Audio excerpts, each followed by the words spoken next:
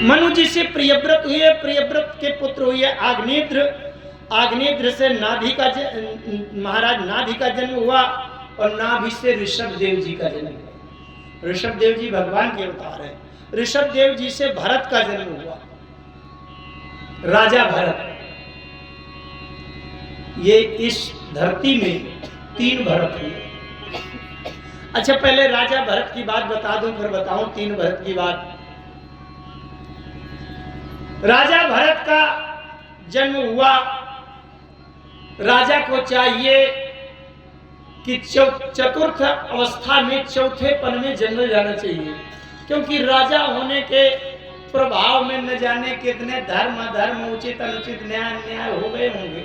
उन सबके प्रायश्चित और शुद्धिकरण के लिए जंगल में जाना चाहिए।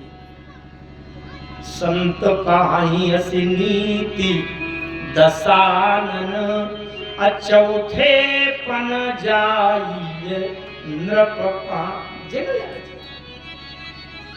महाराज भरत की जब चतुर्थ अवस्था आई, सब कुछ छोड़ करके वैराग्य हो गया। वैराग्य मैंने कोई लगा नहीं, जो खजाना की रक्षा करते थे, महलों में रहते, वो सब कुछ छोड़ दिया और जंगल चले गए। संसार से कोई लगा नहीं, जंगल में रहने लगे। पुलाहाश्रम में रहते थे, तो वहां एक बार क्या घटना हुई, संसार से कोई लगाव नहीं था, वैराग्य था। वहां एक बार क्या हुआ कि एक मृगी आई और गंडकी नदी के किनारे थे।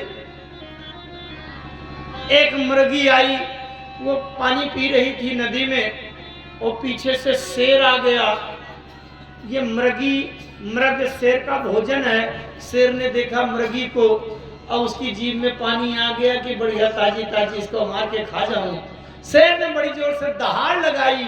अब मृगी ने देखा कि कहीं जाने की जगह नहीं है, तो नदी के उस पार पानी पी रही थी, उस पार से इतनी जोर की छलांग लगाई कि नदी की धारा पार करके उस पट्टी में पहुंच जाए। शेर में आप एक बात देखेंगे, शेर कभी पानी में नहीं जाता। गहरा पानी हो तो शेर नहीं जाएगा। चिड़ियाघरों में अगर कहीं देखा होगा तो जिस बाड़े में शेर रहते हैं उसके किनारे किनारे खाई बनाकर पानी भरा रहता है, ताकि शेर कहीं जा करके ऐसा ना हो कि जाली वाली छलांग लगा के उस पार पहुंच जाए। तो अब उसने जब छलांग लगाई, नदी के दूसरी पट्टी में जाकर के गिरी। शेर तो जा नहीं सकता था। अब दूसरे किनारे में जैसे पहुंचने वाली थी, उसी समय गर्भ में झटका लगा। अब वो हिरनी, वो मृगी गर्भवती थी, तो गर्भ में झटका लगा। गर्भ से बच्चा निकलकर उधर पानी के किनारे थोड़ा सा 10-5 कदम पानी था, वहां पर वो गर्भ से बच्चा निकलकर गिर गया नदी में। और मृगी उस पट्टी में झम से कूदी, और जैसे कूदी तो उसके अंदर से गर्भ का बच्चा भी निकल गया, और बहुत जोर छलांग लगाई थी, अंदर भय भी था, और वहीं गिरते ही उसके प्राण निकल गए मृगी के। और वो बच्चा पानी के जल के उसमें गिरा। वहां भरत जी देख रहे थे, महाराज भरत जो तपस्या कर रहे थे वो देख रहे थे। उनके हृदय में दया आ गई। उनको लगा कि लगता है ये मृगी ने मुझे देखकर मेरी शरण में अपना बच्चा छोड़ दिया कि हे मुनीश्वर, हे तपस्वी, आप मेरे बच्चे की रक्षा करना, और छोड़ करके मर गई। अच्छा, मरते समय अगर कोई कुछ कह जाए कि ये इस बच्चे का पालन पोषण तुम करना, तो व्यक्ति सोचता है उसने मरते समय, अंतिम समय कहा है, तो मैं ये इतना अपना दायित्व, कर्तव्य, जिम्मेदारी का निर्वाह करूं। भरत जी उस बच्चे को उठा लाए, छोटा सा मृगी का बच्चा, उसको गोद में खिलावें, बस उसको अपने पास रखें, कुटिया में अंदर अपने आसन के पास उसको सुलावें। अब तो माला वाला भूल गई, जब तब भूल गया वो मृगी का बच्चा कहाँ चला गया। कहीं दूर न चला जाए, कोई शेर भालू ना आ जाए कि खा जाए, और कोई मार न डाले, कहाँ चला गया, उसको क्या खिला दूं, उसको कौन सा भोजन करा दूं, कौन सी मुलायम वाली घास उसको खिला दूं, उसी में मन लगने लगा। अंत में जीवन की सीमा सबकी निर्धारित है। जब भरत जी के प्राण निकलने लगे तो अंतिम श्वास में उन्हें भगवान की याद नहीं आई, बल्कि मृगी के बच्चे की याद आई कि पता नहीं मेरे बाद ये मृगी के बच्चे की देख रेख कौन करेगा। और हम जो कुछ सोचकर प्राण छोड़ते हैं भगवान कहते हैं अंतकाले च मामेव स्मरन् मुक्त्वा कलेवरम।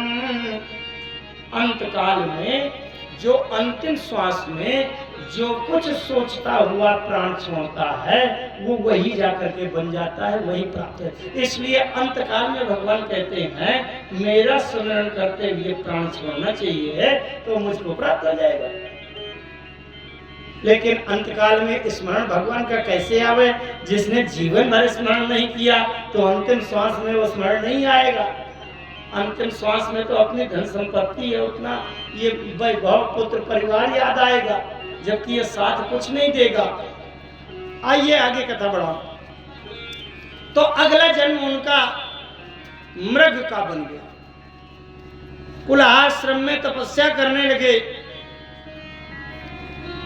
और एक बात बताऊं, हमारा जिला, हमारा क्षेत्र पुराणों में बड़ा महत्वपूर्ण है। हमारे जिले के कालिंजर स्थान में उस मृग का जन्म हुआ था।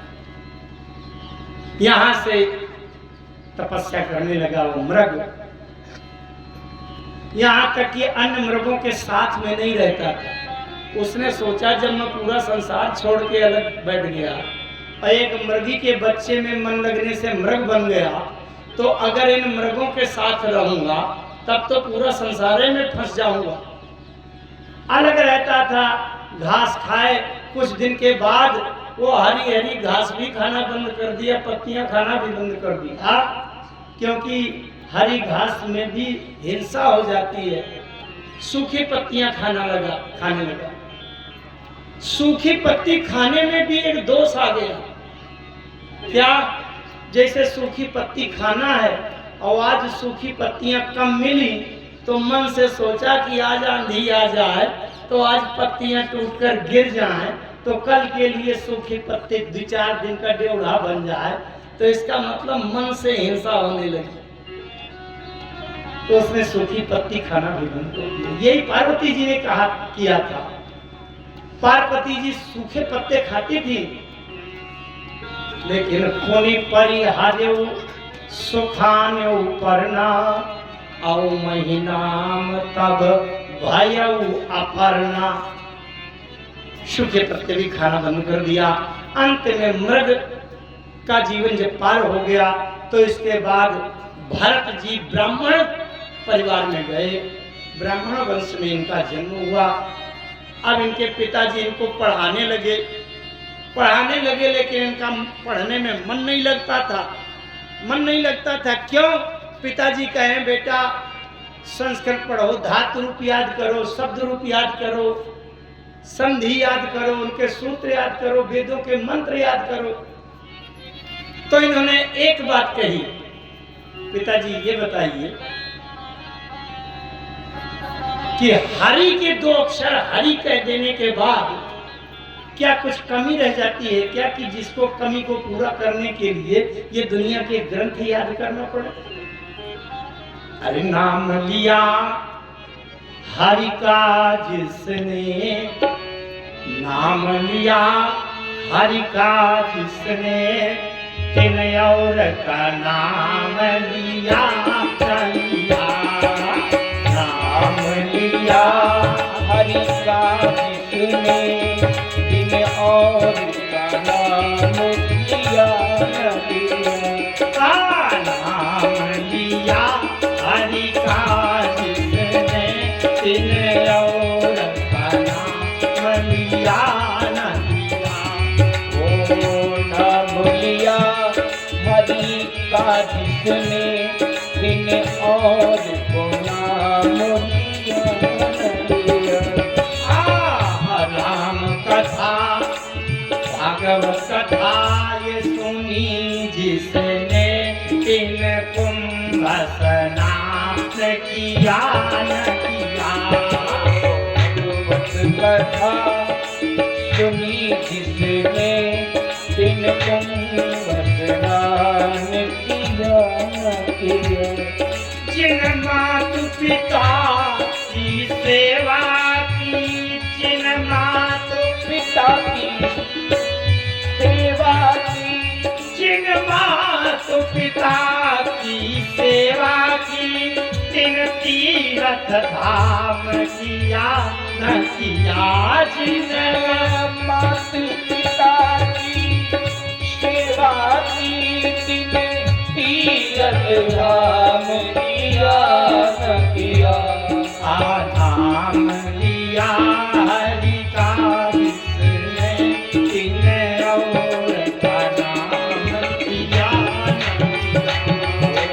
नाम लिया हरि का जिसने, तीन और का नाम लिया न लिया। और का नाम लिया और का नाम लिया न लिया। माता पिता की जिसने सेवा समर्पण भाव से कर लिया, उसके घर बैठे चारों धाम की तीर्थ यात्रा पूरी हो गई। सारे तीर्थ धाम आपके चरणों में, माता पिता के चरणों में प्रणाम करे, सेवा करे, सारी तीर्थ हो गई। आइए आगे बढ़ते हैं, अभी कथा बहुत कहनी है, ज्यादा देर नहीं करेंगे, जल्दी जल्दी करेंगे। कुछ हुआ ये कि वो तपस्वी हो गए। अच्छा, एक काम करते थे, अगर पिताजी ने कहा, चार भाई और थे उनके, पिताजी ने कहा कि ये काम करो, चार भाइयों ने कहा ना ये पढ़ता ना लिखता ना पोथी पत्रा पंचांग भागवत पुराण कुछ नहीं करता, तो खेती का काम कराओ इससे। पिता ने कहा ठीक बात तो है, जब पंडिताई नहीं करते तो जाके पढ़ो खोदो। तो उन्होंने कहा सुनो, जाओ फलाने खेत में सरारी का घावा बांध देना, पानी न बह जाए। तो फरुआ लेके गया, तो जो एक घावा खुला था वो तो खुला था, और चार घावा और काट के खोद दिए, पूरी मेढ़े खत्म। जब पिताजी ने कहा, भाइयों ने कहा सुना, वो गाय का बछड़ा छोटा ना हो जाए उसको जा बांध दिया, मैंने दूध पी लेगा। तो जब गौशाला में गया तो जितने और बछड़े बंधे थे सबको खोद दिया।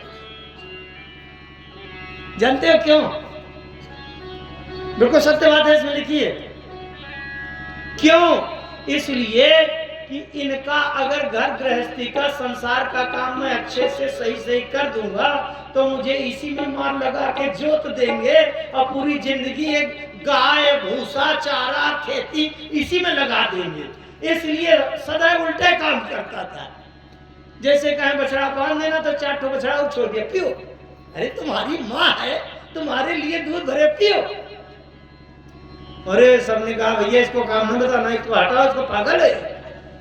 उसने सोचा मैं पागल बन गया तो अच्छा हुआ, काम से छुट्टी मिली, संसार से छुट्टी। सब भाइयों ने कहा निकाल दो इसको घर से, बैठे बैठे कौन खिलाएगा। भरत जी को निकाल दिया, जंगल में पड़े रहते थे। अगर कोई आ जाए कह दे कि भोजन कर लीजिए, फल लाए हैं, बोले मुंह में डाल दीजिए। अब जिस दिन कोई ना आवे तो 10-15 दिन तक पड़े हैं, भूखे नहीं है। ये अवधूत स्थिति हो गई। अवधूत का क्या है? खाए तो खाए, कुछ भी खाए, ना खाए तो कुछ ना खाए, कोई अंतर न पड़े। चाहे सभा में आ जाए, कोई मान सम्मान कर दे तो ठीक है, और कोई अपमान कर दे तो कोई कष्ट नहीं। ये अवधूत स्थिति है। अच्छा, तो हुआ ये, जंगल में पड़े रहते थे। लेकिन एक बात बताऊं मैं आपको आश्चर्य लगेगा, भागवत भगवान में इसका उल्लेख है। हम चाहे रबड़ी मलाई खाएं, सुनो ध्यान से, चाहे हलवा खाएं, बादाम खाएं, दूध की रबड़ी खाएं, लेकिन जब शौच के लिए जाते हैं लोटा लेकर लैट्रिन में, तो जो पदार्थ निकलता है वो सुगंधित निकलता है। कैसा निकलता है? चाहे कोई चना रोटी खाए, चाहे रबड़ी खाए, हलवा खाए, मेवा खाए, मिष्ठान खाए, घी खाए, खाने में चाहे जितना अच्छा मुंह से भरो, लेकिन जो निकलने वाला पदार्थ है वो लगता है कितनी जल्दी भागो। मैं कहा करता हूं कि कोई न कोई मिस्टेक तो हुई है। इस धरती का सबसे अच्छा शरीर वाला मनुष्य और सबसे अच्छा खाने वाला, और इसके नीचे से जो निकलता है सबसे महादलित निकलता है। कोई ना कोई गड़बड़ी तो हुई है ना, श्राप लगा है मनुष्य पे नहीं। गाय भैंस यहाँ गोबर कर दे तो उसको लेकर के लेपन कर लीप देंगे, लेकिन मनुष्य वाला कुछ काम आता है। परंतु भागवत में बात लिखी है, भरत जी का जो मल था, जहां करते थे गंदगी, मल त्याग करते थे, वहां से लेकर के 1 योजन माने 4 कोस के क्षेत्र में इतनी अच्छी सुगंधी फैल जाती थी कि लोग उस सुगंधी को आहट लेते हुए दौड़ते हुए चले जाते थे। ये सुगंध आ कहां से रही है? इतनी अच्छी सेंट और सुगंधी इस धरती में दूसरी कहीं से प्राप्त नहीं थी। ऐसी सुगंधी संपूर्ण धरती के मनुष्यों से एक अलग दर्जा।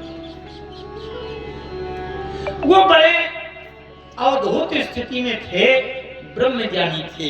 एक बार क्या हुआ, अथ सिंधु सौवीर पते रहुगण से ब्रजत इच्छुत्वा मस्ता तटे।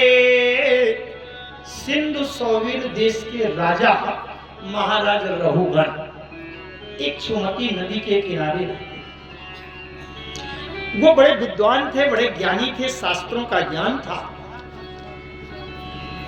एक बार उनके मन में कोई प्रश्न था, आत्मज्ञान का, ब्रह्म ज्ञान का कोई ऐसा प्रश्न था जिसका उत्तर उनको नहीं मिल रहा था। तो राजा एक संतों के आश्रम में अपने प्रश्न का उत्तर पाने के लिए सत्संग के लिए जा रहे थे। लेकिन एक जगह कहार पालकी में बैठे थे। कहार चलते चलते थक गए तो कहा, महाराज थोड़ी देर 10 मिनट यहाँ पर थोड़ा विश्राम कर लें, पालकी रखकर। राजा ने कहा, अच्छा ठीक है ठीक है। अच्छा, तो जब कहार वहां 10-15 मिनट के लिए विश्राम करने लगे, एक कहार बड़ा चालाक था, उसने कहा कहां तक इसको ढोएंगे? तो एक कहार निकल के भाग गया। अब जब थोड़ी देर हो गए, राजा ने कहा चलो भाई अब विश्राम हो गया, चलो। तो 3 कहार खड़े, बोले महाराज वो चौथा हमारा साथी नहीं मिल रहा। बोले अच्छा कहां गया? उसको ढूंढा, कहीं नहीं मिला। राजा ने कहा जाओ कोई भी मिल जाए, हट्टा कट्टा मोटा तगड़ा, उसी को पकड़ लाओ। अब राजा के लिए कौन क्या है, प्रजा का कोई भी मिल जाए, किसी को भी कहते पालकी उठाओ, उठाने पड़ेगा। अब वो 3 कहार गए और सोच संयोग से ये भरत जी मिल गए उनको, यही ब्राह्मण भरत, खूब मोटे तगड़े थे। बोले सुना चलो, बल्कि एक कथा बीच में और है, अब पूरी कथाएं तो पूरी नहीं की जा सकती। एक बार एक वहां का बहेलिया कोल भील अपनी देवी को प्रसन्न करने के लिए बलि देना चाहता था और अपने गणों को भेजा उन्होंने कि जाओ कोई मोटा तगड़ा हो तो बलि देने के लिए ले आओ। तो महाराज ये ब्राह्मण भरत को ले गए और जब देवी को बलि देने के लिए गए, इनको कोई चिंता नहीं थी, बलि दे दो, देवी मैया खुदे देखेगी। तो वहां से देवी प्रकट हो गई और उन कोलभीलों को पकड़ करके जो दस्यु डाकू थे लुटेरे, उन्हीं को काट काट के सबको मार दिया और भरत जी को हृदय में। अब एक दूसरी घटना में देखो, तो अब वो पकड़ लाए कहार भरत जी को, बोले चलो राजा साहब की पालकी उठाओ।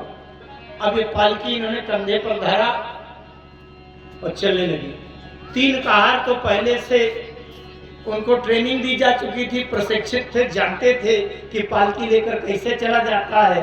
और ये नए नए इन्होंने जब पालकी कंधे पर रखा और जब चलते थे तो नीचे चींटी अगर दिखाई पड़े तो उछल जाते थे, कहीं चींटी के ऊपर पैर न पड़ जाए तो चींटी मर जाए, मुझे पाप लग जाए। और जैसे ऐसे उछले तो पालकी भी उछली, और पालकी उछली तो राजा साहब के बांस लगा पालकी का, भट्ट से खोपड़ी। अब तो लोग पालकी ही नहीं जानेंगे कि कैसी होती है। हम लोग पालकी में बैठ चुके हैं दुल्हा बनते समय।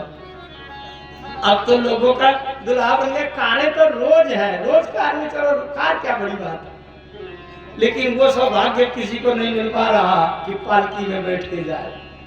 ऊपर से बांस लगा होता है, अब जैसे वो उछले वो पालकी हिल जाए, भट्ट से बांस लगे। राजा ने कहा मूर्खों क्या करते हो, खोपड़ी फोड़ दोगे क्या? तीनों कहारों ने कहा महाराज हम तो आपके पहले के ट्रेनिंग वाले हैं, हम तो अच्छे से चलते हैं, ये नया नया लगाया गया है, ये हमसे तालमेल नहीं मिला रहा। राजा ने डांटा बड़ी जोर से, क्यों मूर्ख कहीं के, ऐसे क्यों चलते हो? महाराज भरत ने नहीं सुना। भरत जी फिर चले और जहां चींटी ऊटी कोई दिखा, कोई जीव जंतु कहीं पैरों के नीचे दबकर मर न जाए, फिर से उछले ऐसे, अरे ये चींटी है, यहां से भागो। फिर से भट्ट से पालकी का बांस लगा। महाराज रघुगण ने कहा नीचे रखो पालकी को, मैं भी इससे वो ठीक करता हूं। महाराज रघुगण ने कहा क्यों? अच्छा ये खूब तंदुरुस्त थे, मोटे हट्टे कट्टे थे, लेकिन महाराज रघुगण ने व्यंग किया, ऐसा लगता है तुम्हें कहीं भोजन नहीं मिला क्या? शरीर ही तुम्हारे ऊपर भार बन गया क्या? तुम में बल नहीं है क्या? तुमने खाया नहीं है क्या? मुझे लगता है तुम जिंदा नहीं हो क्या, मुर्दे हो क्या? तुम सुनते नहीं हो क्या? जब इतने प्रश्न किए तो महाराज भरत ने और राजा भरत जी ने महाराज रघुगण को इतना अच्छा ज्ञान दिया और क्या कहा कि अरे सुनो, जैसे मिट्टी का शरीर, मिट्टी का पुतला मैं हूं, वैसे मिट्टी के पुतले तुम भी हो, तुम कोई अलग से नहीं हो। ये बात अलग है कि तुम्हारे पास धन संपत्ति ज्यादा है तो तुम दूसरे के ऊपर लदे हो, लेकिन मिट्टी के ऊपर मिट्टी ही लदे हो, तुम भी मिट्टी ही के पुतले हो। और अहंकार मत करो। माटी के पुतले तेरी औकात क्या, तेरी औकात क्या, तेरी क्या शान है? माटी के पुतले तुझे कितना, माटी के पुतले तुझे कितना तेरी औकात क्या, तेरी औकात क्या, तेरी औकात क्या, तेरी आसान है? माटी के पुतले तुझे कितना गुमान है, माटी के पुतले तुझे कितना गुमान। ध्यान से सुनना इसको।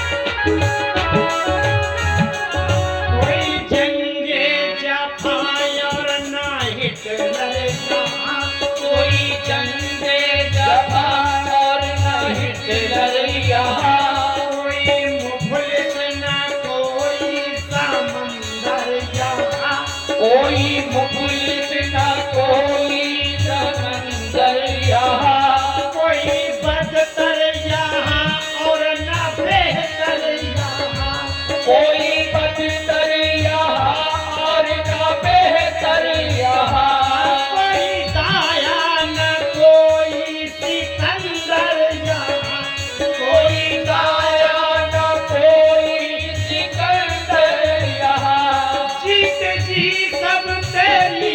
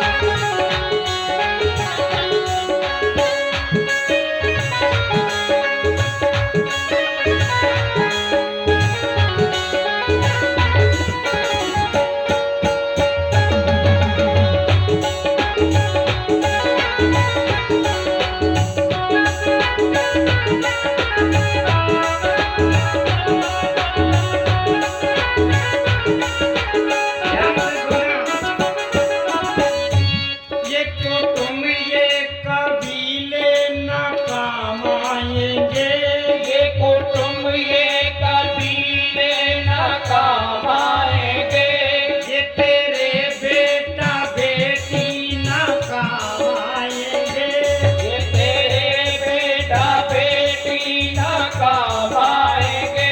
जो भी हैं तेरे अपने न काम आएंगे।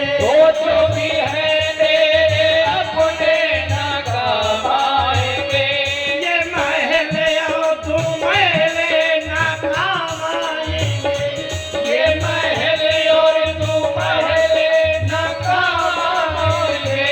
ये महल और तू महल न काम आएंगे। ये महल और तू महल न काम आएंगे। मोह माया में तेरी, मोह माया में तेरी फंसी जान है। माटी के पुतले ओ माटी के पुतले तुझे गिरना गुमान है। माटी के पुतले तुझे गिरना गुमान है।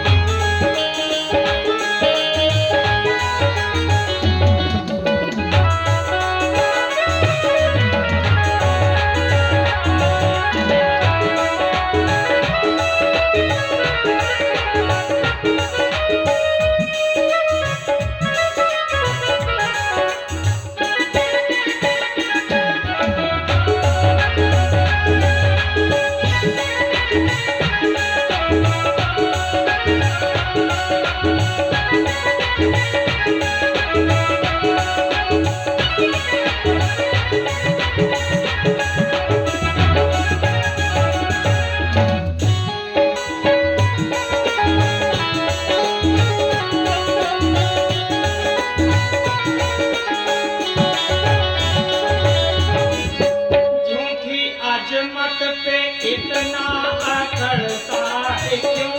झूठी अजमत पे इतना अकड़ता है तू। मालो दौलत पे इतना अकड़ता है क्यों। मालो दौलत में इतना अकड़ता है तू। अच्छी हालत पे इतना अकड़ता है क्यों। अच्छी हालत पे इतना अकड़ता है तू। अपनी ताकत पे इतना अकड़ता है क्यों। अपनी ताकत में इतना अकड़ता है क्यों। बुलबुले से भी नाजुक, बुलबुले से भी नाजुक तेरी जान है। माटी के पुतले तुझे कितना गुमान। हो माटी के पुतले तुझे कितना गुमान है।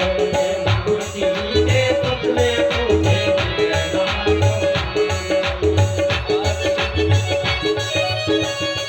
तेरी औकात का, तेरी औकात क्या, तेरी क्या शान है। माटी के पुतले तुझे ओ माटी के पुतले तुझे कितना गुमान है। माटी के पुतले तुझे कितना गुमान है। माटी के पुतले तुझे कितना गुमान है। ये भरत जी ने कहा कि मिद परे तुम जीवन मृतो माम कदमी कतर्थी कृत्य भृत्य शासन मति चरसि प्रमत्तमस्य चये करोमि। भरत जी ने कहा बस 5-7 मिनट में मैं कथा को विराम दे रहा हूं, आप धैर्य रखिए, ज्यादा देर नहीं कोई। भरत जी ने कहा अरे जैसे तू मुझे शरीर का मिट्टी का कह रहा है, वैसे मिट्टी तो तू भी है। बात यह है कि मिट्टी के ऊपर मिट्टी चढ़ा बैठा है। अहंकार मत कर, ये कुछ भी काम नहीं आएगा। जब ये शरीर से अलग होगा प्राण, तो सबका प्राण उसी तरह है, ना कोई राजा है ना कोई प्रजा है, कोई छोटा बड़ा नहीं होता। ये अहंकार मत कर। जब उन्होंने ऐसी बात कही तो राजा को एकदम से आश्चर्य हुआ, अरे ये तो तत्व ज्ञान की बात कह रहे हैं। राजा पालकी से नीचे उतरे, भरत जी के चरणों में प्रणाम किया और कहा कस्तुम निगूढ़ रसी द्विजानाम बिभर्षि सूत्रम कतमो वधूता। आप कितने तत्व ज्ञान की बात करते हैं, आप कौन है महाराज? इतना तत्व ज्ञान का तो इस धरती में कोई नहीं कह सकता। कस्यामि कुत्रस्य ह्यापि कस्मात् क्षेत्राय नश्चेदति चोत शुक्ला नाहं विशंके। कितनी अच्छी बात कहते हैं, ये बात ध्यान से सुनो, बस 5 मिनट में बात को विराम देना। राजा ने कहा कि मुझे बड़ा डर लग रहा है। ना हम विशंके सुरराज वज्रा, मुझे इंद्र के वज्र से डर नहीं लगता। न त्रक्षशूलान यमस्य दंडान, न शंकर जी के त्रिशूल से डर लगता और न यमराज के दंड से मुझे कोई घबराहट है। न अग्नि के सोमान नीलवेत्र शास्त्रा, न अग्नि से डर लगता, न किसी देवता के अस्त्र शस्त्र से डर लगता। शंके भ्रसम ब्रह्म कुलागमानात्, अगर इस धरती में इस जीवन में मुझे केवल डर लगता है तो इससे डर लगता है कि कहीं मेरे द्वारा ब्राह्मण का अपमान तो नहीं हो गया। इसका मतलब ब्राह्मण का अपमान इतना घातक होता है कि उतना बड़ा पाप, उतना बड़ा दंड ना इंद्र के वज्र से मिलता और न शंकर जी से के त्रिशूल से उतना दंड मिल सकता, कष्ट मिल सकता, ना विष्णु के चक्र से मिलता, ना यमराज के दंड से मिलता। जितना घोर कष्ट और उसका दंड भोगना पड़ता है ब्राह्मण के अपमान से। तो मंगल मूल विप्र परितोषु, ओ मंगल मूल विप्र परितोषु, काई कोटि कुल भूषुर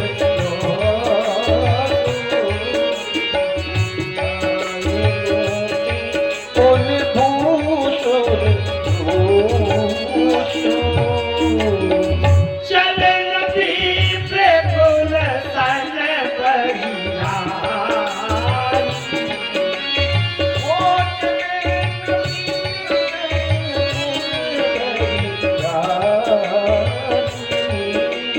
सत्य कहूँ गो भुजा उठाई।